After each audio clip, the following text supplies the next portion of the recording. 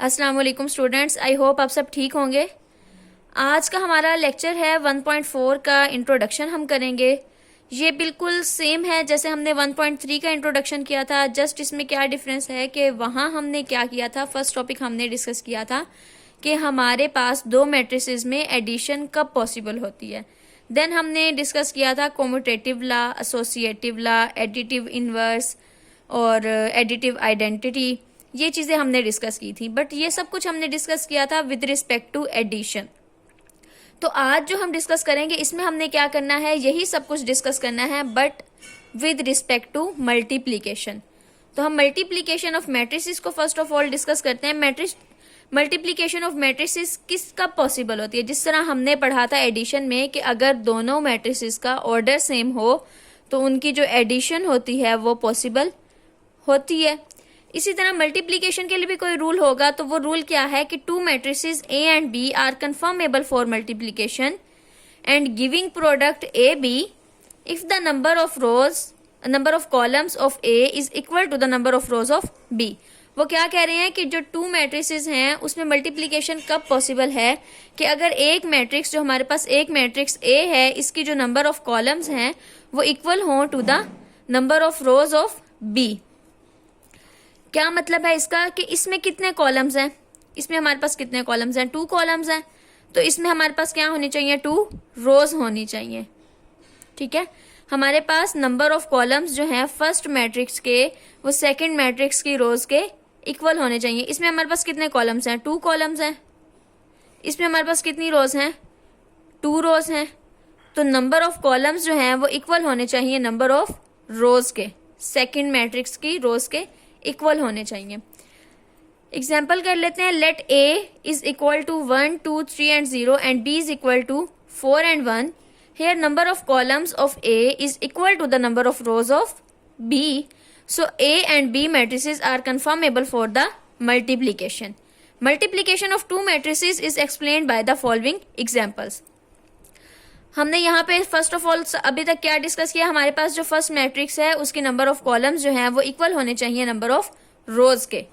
ठीक है, अब हमारे पास क्या आ गई, इसकी एक एग्जांपल आ गई। एग्जांपल में हमारे पास क्या है, ये मैट्रिक्स है, इसमें कितनी रोज हैं, सॉरी कितने कॉलम्स हैं, C1 एंड C2, 2 कॉलम्स हैं और इसमें रोज कितनी है, 2 रोज हैं। तो ये क्या हो गए, फर्स्ट ऑफ ऑल तो हमने वेरीफाई कर लिया कि ये कंफर्मेबल है फॉर द मल्टीप्लीकेशन। देन हम इसको क्या करेंगे, मल्टीप्लाई करेंगे। जब हमारे पास a is equal to 1, 2 and b is equal to this one, then A B is equal to a multiply by b। तो हमने दोनों मैट्रिसेस को लिख दिया। अब मैं आपको मल्टीप्लीकेशन का तरीका बताती हूँ कि हमने मल्टीप्लाई किस तरह करना है। इसको सॉल्व कर लेते हैं ताकि आपको कोई भी कंफ्यूजन ना रहे। मैट्रिक्स a हमारे पास क्या है, 1 एंड 2 एंड बी हमारे पास क्या है, बी हमारे पास है 2, 0, 3 एंड 1। फर्स्ट ऑफ ऑल हमने क्या करना है, इसका हमने देखना है कि नंबर ऑफ कॉलम्स कितने हैं। नंबर ऑफ कॉलम्स कितने हैं, 2। नंबर ऑफ रोज कितनी है, 2।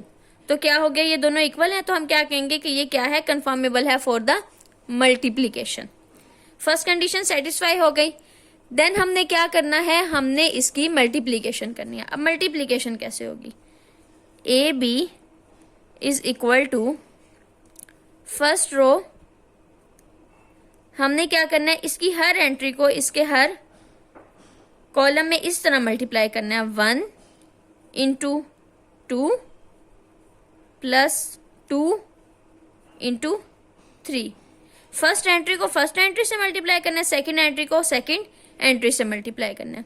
देन हमने क्या करना है, 1 मल्टीप्लाई 0 प्लस 2 इंटू 1। अगर हमारे पास यहाँ नेक्स्ट और भी कुछ होता तो हम क्या करते हैं कि इसी तरह हम ये second row first column second column, third row first column second column, fourth row first column second column. ठीक है, अब ये हो गई हमारे पास complete. 2 1s are 2 plus 2 3s are 6, 1 0 0 plus 2 1s are 2। तो हमारे पास आंसर क्या आ गया, 8 एंड 2। अगेन मैं रिपीट कर देती हूँ, हमने किस तरह करना है, first row first column, first row second column. हमने जो R1 होगा उसको हमने C1 से मल्टीप्लाई करना है, C2 से करना है। अगर अप टू सोन हमारे पास जितनी भी यहाँ पे कॉलम्स होंगे हमने उससे मल्टीप्लाई करते जाना है। R1 C1, R1 C2, R3 R1 C3, R1 C4, इस तरह अप टू सोन हमारे पास जितने भी होंगे हमने मल्टीप्लाई करना है। अभी हमारे पास 2 है तो हमने 2 से मल्टीप्लाई कर दिया। 1 इंटू 2, 2 इंटू 3। फर्स्ट को फर्स्ट से मल्टीप्लाई करना है, सेकंड को सेकंड से मल्टीप्लाई करना है। देन हमने क्या किया, फर्स्ट को फर्स्ट से मल्टीप्लाई करना है, एडिशन आएगी बीच में, ठीक है। सेकंड को सेकंड से मल्टीप्लाई किया, 2 1s are 2, 3 2s are 6, 1 0 0, 2 1s are 2, 2 plus 6 क्या हो गया 8 एंड 0 प्लस 2 हो गया 2। एक और एग्जाम्पल कर लेते हैं ताकि इसमें कोई भी कंफ्यूजन ना रहे। a इज इक्वल टू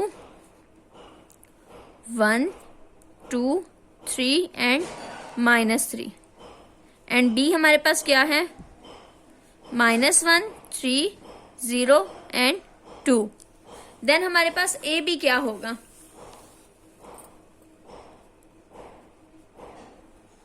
अब मैंने आपको क्या बताया था, फर्स्ट रो फर्स्ट कॉलम क्या हो जाएगा, फर्स्ट एंट्री को फर्स्ट एंट्री से मल्टीप्लाई करेंगे, प्लस इसको इससे मल्टीप्लाई करेंगे।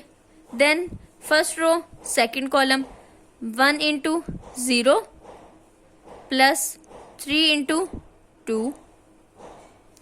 अब आ गई सेकंड रो की बारी, 2 इंटू फर्स्ट एंट्री क्या है हमारे पास -1, ये -1 है तो जब यहां -1 है तो 1 इंटू यहां भी -1 होगा, ठीक है। 2 इंटू -1, अब second row first column plus -3 into 3। अब नेक्स्ट क्या होगा, 2 इंटू second column 0 plus second column की सेकेंड एंट्री। अब हम इसको सॉल्व कर लेते हैं, -1 plus 9, 1 0 0 plus 3 2s are 6, 2 -1 -2 minus plus minus -3 3s are 9, 2 0 0 plus minus 3 2s are 6। अब हमारे पास क्या आ जाएगा यहाँ से 8 6 -11 एंड -6, ठीक है। फर्स्ट रो को फर्स्ट कॉलम से मल्टीप्लाई करना है, कोरिस्पॉन्डिंग एंट्रीज को, फर्स्ट एंट्री को फर्स्ट एंट्री से, सेकंड एंट्री को सेकंड एंट्री से। देन फर्स्ट रो को करना है सेकंड कॉलम से मल्टीप्लाई। जब ये हो जाएगा तो हमने ये वाली कंप्लीट। अब जब आती है सेकंड रो की बारी तो वो सेकंड रो में जाएगा, second row first column second row second column, first रो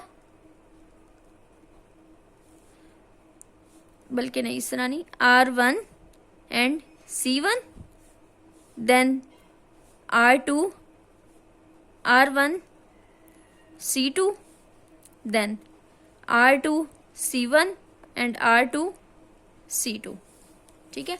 ये इस तरह ये मैट्रिक्स बना हुआ है। हमने क्या किया है कि फर्स्ट रो को मल्टीप्लाई करवाया है फर्स्ट कॉलम से, देन R1 को मल्टीप्लाई करवाया है C2 से, देन हमने क्या किया R2 को मल्टीप्लाई करवाया C1 से और देन R2 को C2 से, ठीक है।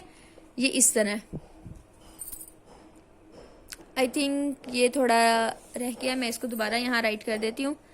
R1 C1 R1 C2 R2 C1 and R2 C2, इस तरह हम मल्टीप्लीकेशन करते हैं। फर्स्ट रो को जितने भी हमारे पास कॉलम्स होंगे and up to so on R1 CN and up to so on R2 CN, और इसी तरह RN, ये भी हमारे पास up to so on RN चलता जाएगा, और यहाँ C1, ठीक है। इसको आपको इतना देखने की जरूरत नहीं है कि इतना कंफ्यूज हो जाए, जस्ट आपको इतना रिमेंबर करना है यहाँ से कि R1 C1 R1 C2 R2 C1 R2 C2, इस तरह आपने मल्टीप्लीकेशन करनी है इस डायरेक्शन में, ठीक है। नेक्स्ट हमारे पास क्या टॉपिक है, अब ये एग्जांपल्स मैंने आपको यही दोनों एग्जांपल्स करवा दी हैं। नेक्स्ट हमारे पास क्या है, एसोसिएटिव लॉ अंडर मल्टीप्लीकेशन। अब हमारे पास एसोसिएटिव लॉ अंडर मल्टीप्लीकेशन क्या है? If A B and C are three matrices confirmable for multiplication then their associative law under multiplication is given as। अगर थ्री मैट्रिसेस हैं और वो क्या हैं कि कंफर्मेबल हैं फॉर द मल्टीप्लीकेशन, वो मल्टीप्लीकेशन के लिए सूटेबल हैं, उनको हम मल्टीप्लाई कर सकते हैं, देन हमारे पास जो ये लॉ है ये होल्ड करेगा। फॉर एग्जाम्पल हमारे पास ए क्या है? This one, B is this one and C is this. तो हमारे पास क्या होगा कि इसमें कितने कॉलम्स हैं? 2 कॉलम्स हैं। और इसमें कितनी रोज हैं? 2 रोज हैं। इसमें कितने कॉलम्स हैं? 2 कॉलम्स हैं और इसमें 2 रोज हैं। तो हमारे पास, हमने फर्स्ट ऑफ ऑल तो देख लिया कि हमारे पास ये कंफर्मेबल है फॉर द मल्टीप्लीकेशन। अच्छा, इसके लिए हमारे पास लॉ क्या है? हमारे पास ये लॉ है कि हमारे पास पहले क्या था? एसोसिएटिव लॉ क्या था? A plus B into C is equal to plus C is equal to A plus B plus C. अब associative law with respect to multiplication है, पहले एडिशन था, तो अब ये क्या होंगे? तीनों मल्टीप्लाई होंगे। मल्टीप्लीकेशन में क्या होगा? ए बी इंटू सी हो गया और यहाँ क्या हुआ है? ए इंटू बी सी। अगर मैं सपोज कर लूँ कि ए जो है वो 1 है, बी 2 है एंड सी क्या है जी? 3 है। इसी तरह ब्रैकेट्स हैं, ए को अलग से और बी सी को अंदर। देन हमारे पास क्या है? ए और आगे क्या है जी? बी और सी क्या है? अलग से है। तो क्या हो जाएगा? 2 into 3 into 2 6 into 1 is equal to 2 1s are 2 into 3 6 1s are 6 और 3 2s are 6। तो हमारे पास ये मैंने आपको रियल नंबर में बताया कि ये हमारा किस तरह सेटिस्फाई होता है। अब हम मैट्रिसेस में इसको सॉल्व कर लेते हैं। मैट्रिसेस में क्या होगा? फर्स्ट ऑफ ऑल उन्होंने लेफ्ट हैंड साइड सॉल्व किया, देन उन्होंने राइट हैंड साइड सॉल्व किया। ए बी और C. First of all A B को सॉल्व कर लेंगे। A into B, 2 into 0 plus 3 into 3, 2 into 1 plus 3 into 1 minus 1 into 0, 0 into 3 minus 1 into 1, 0 into 1। ठीक है, इस तरह से ये हमारे पास मल्टीप्लीकेशन हो जाएगी और सी हमारे पास साथ वैसे ही आ जाएगा। देन जब हम इसको सिंप्लीफाई कर लेंगे तो ये दोनों भी आपस में मल्टीप्लाई होंगे और हमारे पास आंसर ये आ जाएगा। अब हमारे पास जो ये आंसर है, क्या ये इक्वल है इसके? बिल्कुल इक्वल है। तो हम क्या कहेंगे कि associative law with respect to multiplication जो है वो होल्ड करता है फॉर द मैट्रिसेस। देन हमारे पास है distributive law of multiplication over addition and subtraction। Distributive law of multiplication over addition and subtraction. अब यहाँ ये क्या कह रहे हैं? Let A B and C with 3 matrices then distributive law of multiplication under addition are given below. क्या होगा जी हमारे पास? अगर हमारे पास डिस्ट्रीब्यूटिव लॉ जो है वो ऑफ मल्टीप्लीकेशन होल्ड करता है तो क्या होगा? ए इंटू बी प्लस सी जो है वो इक्वल होगा ए बी प्लस ए सी से। ये ए बी हो गया, देन ए सी हो गया। अब क्या है जी? ए प्लस बी, जैसे ब्रैकेट्स हम चेंज कर लेते हैं, पहले फर्स्ट 2 पे आ गई, देन सेकंड 2 पे आ गई। अच्छा, अब ए प्लस बी है इंटू सी हो गया, तो क्या हो जाएगा? ए सी प्लस बी सी। लेकिन अब देखें यहाँ फर्क है, यहाँ ए सी बाद में है, यहाँ पहले है, यहाँ ए बी पहले है और यहाँ तो है ही बी सी। ठीक है, इन दोनों में डिफरेंस है। तो अब वो क्या कह रहे हैं? आपने इसी को मल्टीप्लाई करना है, ए सी और बी सी। ये हमारे पास क्या है? Left distributive law. Left distributive law का क्या मतलब है? कि ये लेफ्ट से मल्टीप्लाई हो रहा है। और राइट डिस्ट्रीब्यूटिव लॉ का क्या मतलब है? कि ये राइट से मल्टीप्लाई हो रहा है। हमने क्या करना है कि हमने इसको सॉल्व करना है। सॉल्व करने के बाद हमारे पास ये वाला जो लॉ है ये भी होल्ड करता है। हमारे पास ए जो है वो ये है, बी ये है और सी ये है। देन लेफ्ट हैंड साइड को जब हम सॉल्व करेंगे तो हमारे पास क्या आंसर आएगा? ठीक है, सिंपली आपने वैल्यूज पुट करनी है, इन दोनों को मल्टीप्लाई करना है, इन दोनों को मल्टीप्लाई करना है। देन जो आंसर्स आएंगे ये रहे और इनको आपने क्या करना है? सिंपली ऐड कर देना है। अब हमारे पास एक आंसर ये आया और एक आंसर ये आया। ये राइट हैंड साइड का आंसर है और ये लेफ्ट हैंड साइड का आंसर है। सॉरी, ये राइट हैंड साइड का आंसर है और ये लेफ्ट हैंड साइड का है। देन हमारे पास क्या होगा जी? ये दोनों इक्वल हैं, तो क्या होगा हमारे पास? डिस्ट्रीब्यूटिव लॉ ऑफ मल्टीप्लीकेशन जो है वो होल्ड करता है। ये भी उसी की एक और एग्जांपल दी हुई है, बिल्कुल सेम है। ये आप लोग खुद करेंगे, एग्जांपल्स आप देख लेंगे, आपको इजीली समझ आ जाएगी। मैं इसलिए ज़्यादा अब डिस्कस नहीं कर रही क्योंकि मुझे काफ़ी लोगों ने कहा है कि वीडियो जो है वो बहुत ज़्यादा लंबी हो जाती है, इसलिए से मैं एग्जांपल्स को सॉल्व नहीं करी, क्योंकि एग्जांपल्स को सॉल्व कर तो सॉल्व हैं, तो इसको सॉल्व करने का कोई फ़ायदा नहीं है। अब हमारे पास क्या है, commutative law of multiplication. Commutative law क्या होता है, कंसीडर ए एंड बी, ये हमारे पास दो मैट्रिसेस हैं। देन हमारे पास क्या होता है, ए बी जो है वो इक्वल आना चाहिए बी ए के। हमारे पास कॉम्यूटेटिव लॉ अंडर एडिशन क्या था, A plus B should be equal to B plus A. तो अब हम मैट्रिसेस में देख लेते हैं कि हमारे पास ए मल्टीप्लाई बी जो है क्या वो इक्वल आता है बी ए के। तो अब हमने इसको सॉल्व किया, A B is equal to 0 -2 2 and -6 and B A is equal to 0 -4 1 and -6 which is not equal to AB. So हम क्या कहेंगे, which shows that AB is not equal to BA. Commutative law under multiplication in matrices does not hold. In general, if A and B are two matrices, then AB is not equal to BA. हमारे पास जो commutative law है under multiplication hold नहीं करता, A B equal नहीं होता B A के। जब हम इनको मल्टीप्लाई करते हैं तो हमारे पास और आंसर आता है, और जब इसको मल्टीप्लाई करते हैं तो हमारे पास और आंसर आता है। ये एक और एग्जांपल की गई है, इसमें क्या है, हमारे पास commutative law under multiplication hold in particular cases. बहुत पर्टिकुलर केसेस होते हैं जिसमें हमारे पास ये होल्ड करता है, और वो क्या होता है, like this one, A is equal to 2001 -3004। Then हमारे पास ए बी जो है वो इक्वल होगा बी ए के, which shows that A B is equal to B A. बहुत पर्टिकुलर केसेस होते हैं जिसमें हमारे पास ये होल्ड करता है, अदरवाइज इन जनरल अगर हम कहें तो ये होल्ड नहीं करता। नेक्स्ट हमारे पास है मल्टीप्लिकेटिव आइडेंटिटी ऑफ मैट्रिक्स। मैंने आपको बताया था कि एडिटिव आइडेंटिटी ऑफ मैट्रिक्स का क्या मतलब होता है कि हम किसी नंबर में एक ऐसा नंबर ऐड करें कि हमारे पास सेम नंबर आंसर आए। तो मल्टीप्लिकेटिव आइडेंटिटी क्या होगी कि हम किसी नंबर को किसी ऐसे नंबर से मल्टीप्लाई करें कि हमारे पास सेम आंसर आए। तो एडिटिव आइडेंटिटी क्या होती है, 0। तो मल्टीप्लिकेटिव आइडेंटिटी क्या होगी, 1। अगर मैं 1 को किसी भी नंबर से मल्टीप्लाई करूं तो वो सेम आंसर आता है, तो 1 उसकी क्या होती है, मल्टीप्लिकेटिव आइडेंटिटी। और इसी तरह मैंने आपको ये भी बताया था कि जब हम एडिटिव आइडेंटिटी को डिस्कस करते हैं तो हम उसको मैट्रिसेस में क्या कहते हैं, नल मैट्रिक्स, क्योंकि नल मैट्रिक्स में सारे 0 होते हैं। तो जब हम इसमें मल्टीप्लिकेटिव आइडेंटिटी की बात कर रहे हैं तो यहाँ पे मल्टीप्लिकेटिव आइडेंटिटी हमारे पास क्या होती है, 1 0 0 एंड 1, जिसको हम क्या कहते हैं, आइडेंटिटी मैट्रिक्स। ठीक है, जो आइडेंटिटी मैट्रिक्स है ये हमारे पास क्या होती है, मल्टीप्लिकेटिव आइडेंटिटी होती है।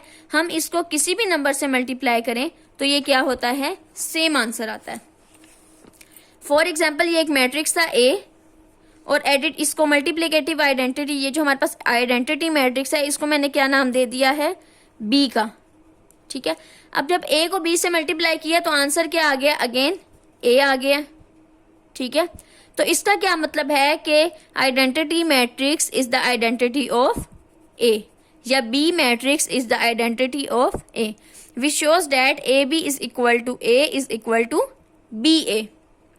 ठीक है, नेक्स्ट एक वेरिफिकेशन है छोटी सी, उन्होंने जस्ट वैसे एक एग्जांपल दी हुई है, 1.4 में कोई ऐसा क्वेश्चन होगा इसलिए। वेरिफिकेशन क्या है, A B transpose is equal to B transpose and A transpose. तो हमने क्या करना है, सिंपली ए बी को पहले मल्टीप्लाई करना है, देन उसका ट्रांसपोज ले लेना है, तो हमारे पास ये आंसर आ जाएगा। उसके बाद हमने क्या करना है, बी का ट्रांसपोज लेना है, देन ए का ट्रांसपोज लेना है। ये दोनों ट्रांसपोज आ गए, इनको आपस में मल्टीप्लाई करेंगे तो हमारे पास ये आंसर आ जाएगा। तो दोनों आंसर्स इक्वल हैं, तो हम क्या कहेंगे कि ये होल्ड करता है कि हमारे पास जो है A B whole transpose is equal to B transpose and A transpose. आज का लेक्चर हम यहीं पे एंड करते हैं। आई होप आपको इसमें सब क्लियर हो गया होगा, बाकी जब हम एक्सरसाइज करेंगे तो आपको मज़ीद क्लियर हो जाएगा। अल्लाह हाफिज़ and thank you for subscribe my channel.